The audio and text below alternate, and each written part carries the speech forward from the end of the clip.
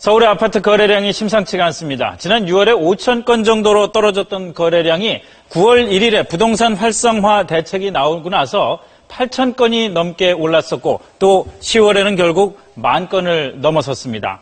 하지만 한 달 만에 다시 20%가 넘게 급감했습니다.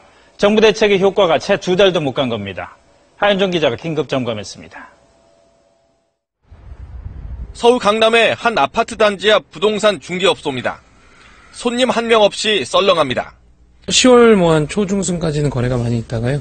그 이후로는 지금 거의 전화도 많이 안 오고 있는 상황이죠. 마음도 춥고 날씨도 춥고. 네. 근처 다른 중개업소도 사정은 마찬가지입니다. 가게 문 닫을 수는 없는 가지고 앉아있는 것이요. 지금 누워있다 일어났어요. 서울 강북 지역 부동산 시장에도 찬바람만 불고 있습니다. 매도 문의는 많은데요. 매수 문의는 거의 없습니다. 지난달에 매매 계약은 딱 한 건 계약을 했습니다. 지난 9월 1일 부동산 대책 발표 이후 지난 10월 1,886건까지 치솟았던 서울 아파트 거래량은 한 달 만에 21% 급감했습니다. 지역별로는 강남구와 마포구, 양천구의 거래량 감소가 두드러졌습니다. 전세 선호도가 여전히 강한 데다 9.1 부동산 대책이 법률 개정 등 후속 조치가 늦어져 시장에 실망감을 준 것도 주요한 요인으로 분석됩니다.